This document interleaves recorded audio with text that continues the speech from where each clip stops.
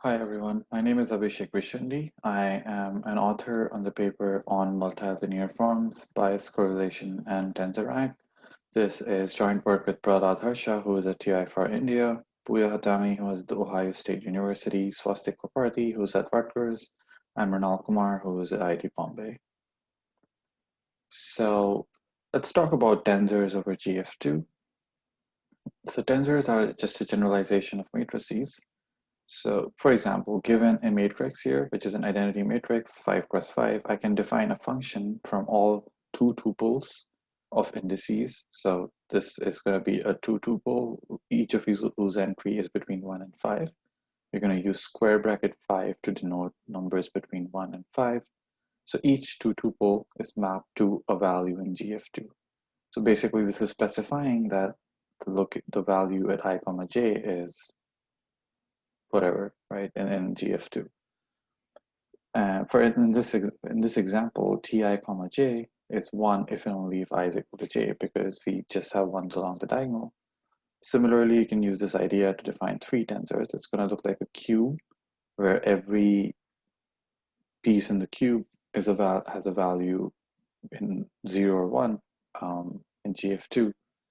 And again, you can index every element of the cube using a 3 tuple. You're going to map every 3 tuple to GF2. So there's a natural way to think of this as a function mapping 3 tuples to GF2. In general, we have a d-tensor of size k, and d-tensor of size k is just a tensor of dimension k and size dimension d and size k. The dimension is, for example, in this case, the dimension is 2, the dimension is 3, and we could just look at larger values. And k is just going to be the size of the index set. All right, so let's look at the notion of tensor rank, which is it's a pretty important notion in theoretical computer science, comes up in a lot of places. So let's define a rank 1 tensor. So I say that tensor T is rank 1 if it can be defined using just d vectors in f2 to the k as follows. So the value of the tensor T, the value it has at the indices I1, I2, ID, so the value it takes at this tuple is equal to, just take the I1th coordinate of U1, the I2th coordinate of U2, and so on, and multiply all these values. This is commonly written as T as U1 tensor product U2, tensor product U3, and so on, up to tensor product UD. So you just take the tensor product of these D vectors. So in a sense, you're defining this object which has k to the d different values using just d vectors in f2 to the k. So in effect, k just kd values, right? So this is a rank 1 tensor. A rank t tensor is a tensor that can be written as a sum of t rank 1 tensors, right? And here the sum is happening coordinate-wise. So for example, if t is summation I equals 1 to t sub I, and each t sub I is rank 1, then we'd say that capital T is a rank t tensor. A random d-tensor, random d-dimensional tensor of size k has rank omega k to the d minus 1. It's a big open problem in our field to find explicit tensors with high rank. So what do we mean by explicit here? So it's convenient to think of explicit as just being computable efficiently with respect to some computational model. So for example, being able to compute the different values or entries of the tensor efficiently, right? So let's see what the situation is as far as explicit tensor rank lower bounds go. For d equal to 2, the notion of tensor rank as defined coincides with matrix rank. So this is something we understand really well. For d equals 3, things start to get more interesting. The best lower bounds we know are of the form constant times k. And we know that there are tensors, in fact, most tensors can be shown to have rank k squared. So a big challenge here is to find a tensor that has rank asymptotically larger than k. like little omega of k. And this question has quite a few applications and connections, and one of them is it implies super polynomial formula lower bounds and arithmetic circuit complexity. So this is quite an important problem. Currently, there are a few approaches to proving tensor rank lower bounds, and all of them appear to be algebraic.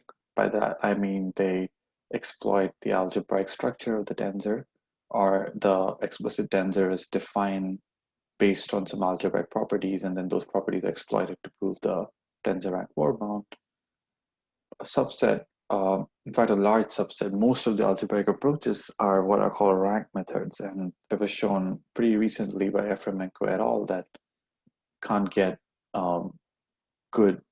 You can't go beyond a certain bound with these methods. You can't go beyond 2 to the d times k raised to d over 2.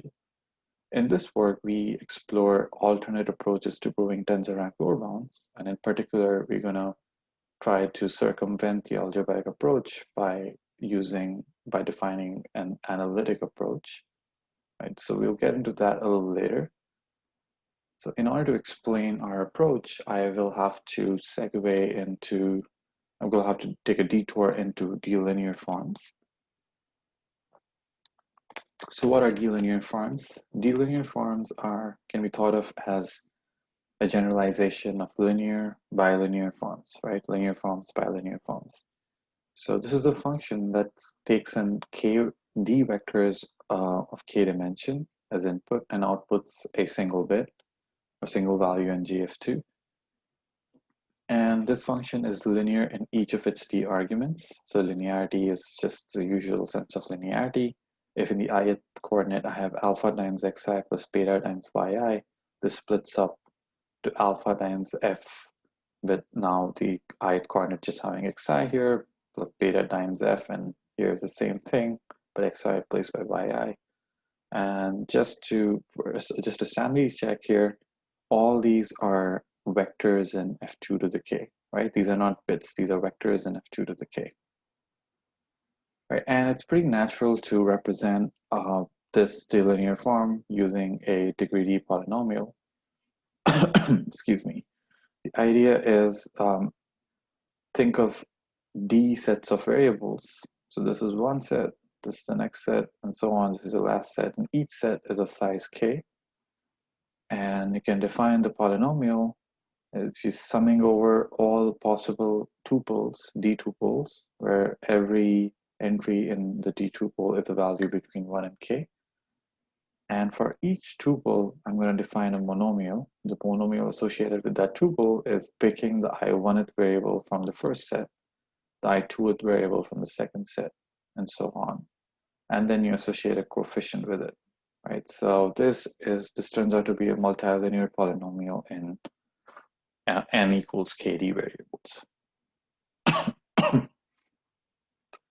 So why did we introduce d-linear forms? It turns out that d-tensors and d-linear forms are essentially the same thing. There's a nice way to go back and forth between them. So given a tensor, I can naturally define a d-linear form. The idea is replacing the coefficient in this expression with the value that the tensor takes at the tuple, right? So again, I'm going to have d sets, each set being of size k, so d sets of variables, summing over all tuples or d tuples with entries in 1 to k, and again defining a monomial in a similar way.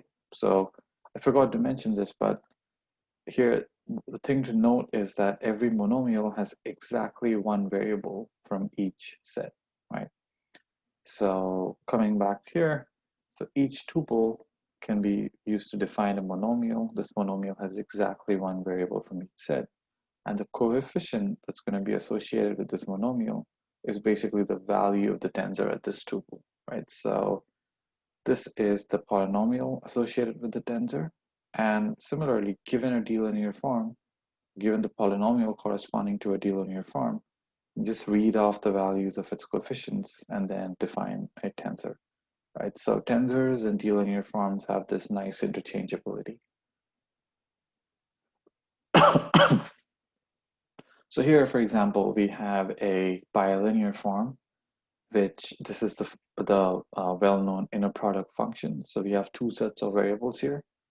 First set size k, second set of size k, and the only monomials that appear here are x1 comma j times x2 comma j, right? So it's special kind of monomials. And if you think about this, this is the two linear form you would get if the two tensor you were working with was basically the k cross k identity matrix, right? So this is just an example to sort of illustrate what's going on here. Okay, so we talked about an analytic approach, and really the analytic approach comes from us dealing with using the notion of bias. So bias is considered to be an analytic quantity. So let me define what a bias of d-linear forms is. So we call d-linear form is just essentially a Boolean function, and in some sense. So here, this is, you can think of this as a Boolean function which takes in d inputs. Each input is a vector in f2 to the k. The bias is the expectation as you vary or as you sample d vectors from f2 to the k uniformly at random of this quantity, right? So it's the expectation of -1 raised to f of x1 comma x2 dot dot dot xt, as x1 xt are excuse me sampled uniformly at random from f2 to the k. And this is basically, for people who are familiar, this is the standard notion of bias. There's nothing fancy happening here. If you just open up all of these variable sets, it's exactly the same definition. And of course, you take the absolute value here because you always want the bias to be between 0 and 1. It turns out for d-linear forms, you don't really need the absolute value, but let's not get into that. Just remember that it has to be, it's always a positive value. And this, if one stares at it, is basically the absolute value of the probability that the d-linear form takes value 1 on a random input minus the probability that it takes value 0 on a random input, right? And it's not hard to see that the bias of a d-linear form is always at most 1, and it's at least 2 to the minus k, right? And this is not hard to see if any variable set gets set to, if all the variables in a variable set get set to 0, then the tensor takes the d-linear form takes 0 value, and this can be used to then show that the bias is at least 2 to the minus k. So since tensors and d-linear forms are interchangeable, and something we've been discussing so far, we can talk about the bias of a tensor, which simply is the bias of the corresponding d-linear form. And we can talk about the tensor rank of a d-linear form, which is just the tensor rank of its associated d-tensor, right? So all these notions and these objects are interchangeable. So it turns out the reason why we study bias in tensor rank is because they are good measures of pseudorandomness. So what is, so just to give you a high level idea, we know that if T is a random tensor, it has large rank. This is not hard to see. This is a simple probabilistic computation. Similarly, if f sub t is a random d-linear form, it has small bias. Again, this is not hard to see. So basically, having large tensor rank can be thought of as being tantamount to, in some sense, looking like a random tensor. So rank is a measure of pseudorandomness. How random does a tensor look, right? So larger the rank, the more random the tensor looks. And similarly, bias is a measure of how random a d-linear form looks, right? These are pretty standard notions in the theory of pseudorandomness. So both bias and rank are good measures of pseudorandomness, right?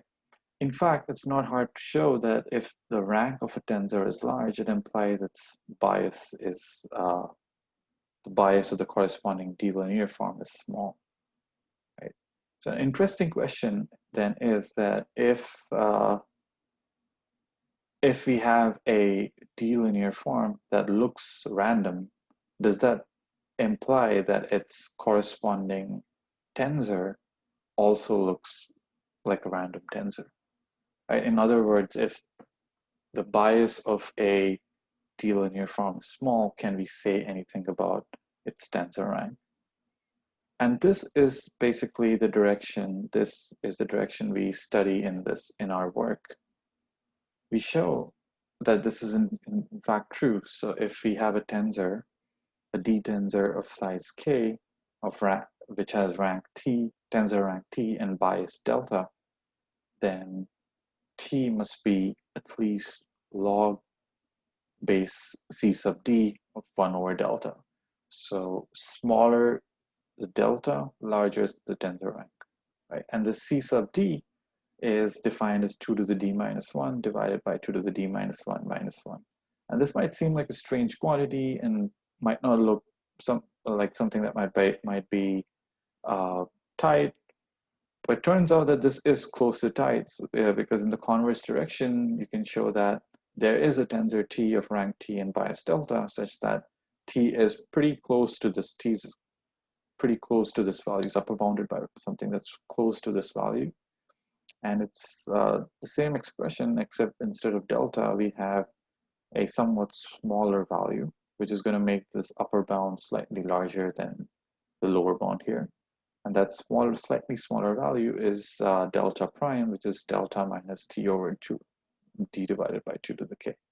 Right? So what this is telling us is that if the bias is small, then the bias of f sub t is small, then its corresponding tensor is going to have large tensor rank, which sort of gives you this statement that you expect to hold, which is that if a d-linear form looks like a random multilinear form, then its corresponding tensor is going to look like a random tensor. All right, so this is going to now set up the stage to define an analytic approach to proving tensor rank lower bounds. And really, the approach is really simple. If you want to find a high rank explicit tensor, you basically just need to find an explicit multilinear form with low bias. So as soon as we find a multilinear form with low bias, sufficiently low bias, its corresponding tensor t is going to have higher rank, right? In other words, if we start off with a tensor, if you want to prove that it has high rank, one way to do that would be to study its bias. And this is really interesting because bias is one of the weakest measure of computational pseudorandomness. And tensor rank is a pretty strong measure of pseudorandomness. So this direction is pretty straightforward. You know, if the rank is large, this is a stronger notion of pseudorandomness, then you expect the bias to be small. It implies that the weaker measure of pseudorandomness is high, right? So the measure of pseudorandomness here is the bias. The bias is small, the measure of pseudorandomness is high. The other direction is non-trivial, but it turns out that in some sense, even this weaker measure of pseudorandomness does say something about the stronger measure of pseudorandomness. All right, so let's see what we can obtain from this approach. So our first interesting result that we get is get tensor rank lower bound for the matrix multiplication tensor. This tensor has been studied for a long time in different literature and not just in complexity theory, but in coding theory and so on.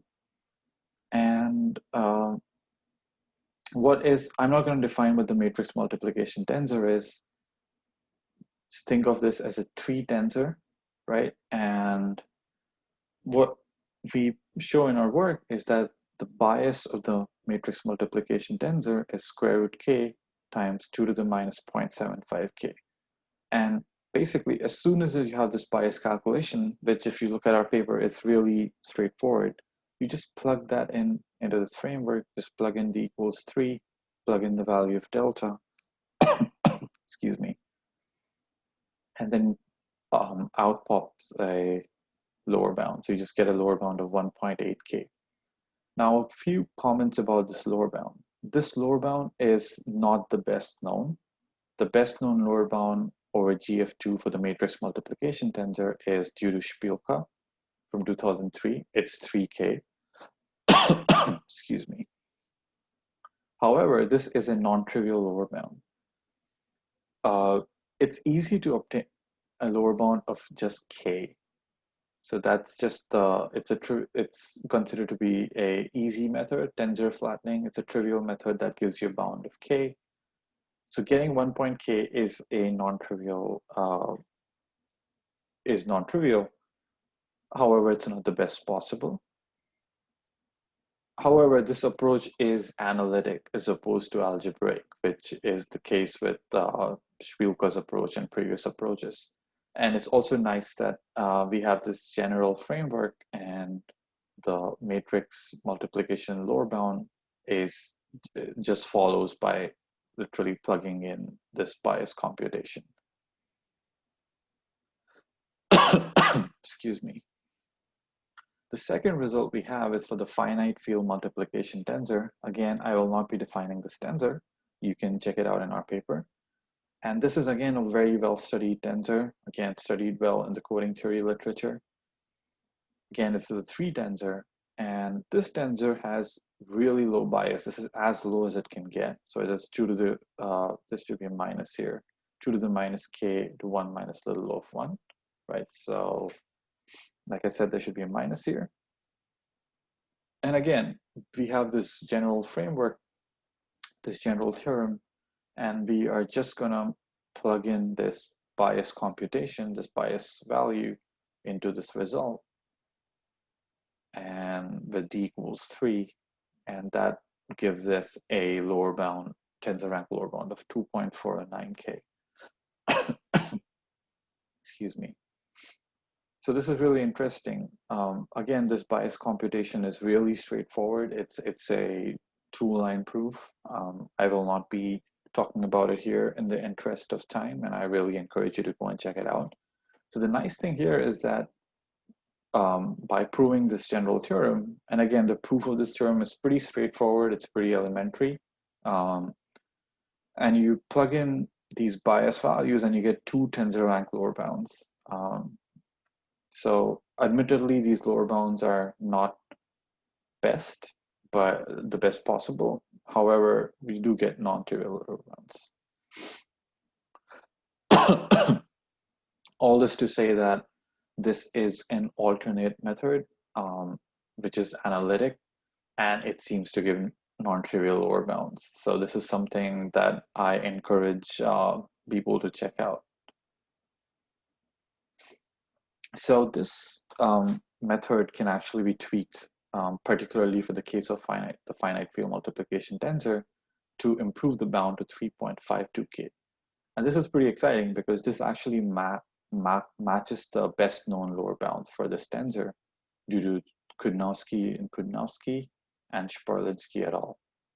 Right, so and this 3.52K is actually the best possible lower bound we know for any explicit 3 tensor.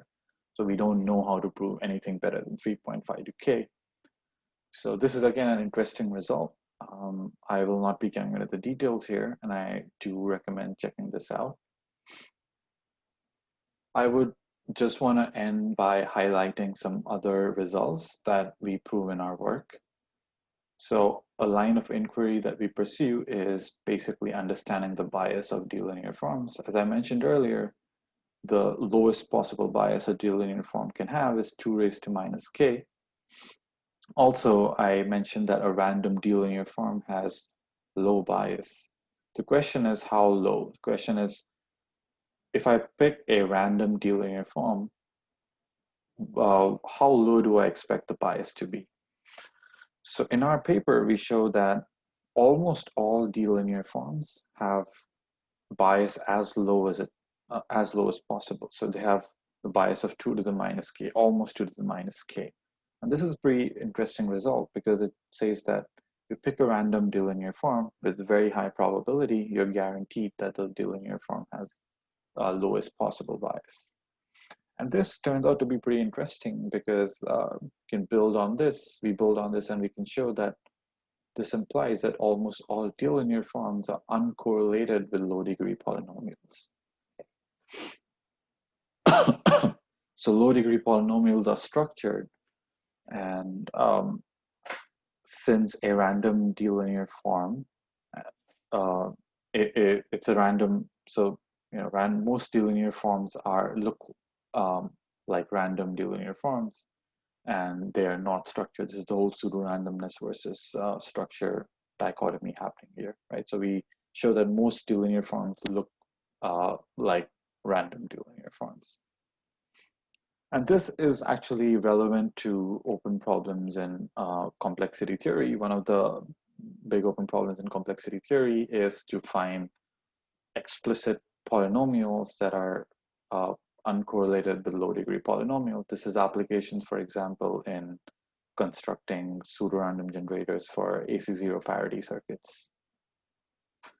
So I would just like to end here, and I would again emphasize, I would again request you guys to check out our work. And I do think that the analytic approach is interesting. And I hope this can lead to more interesting results in the future. Thank you for your time.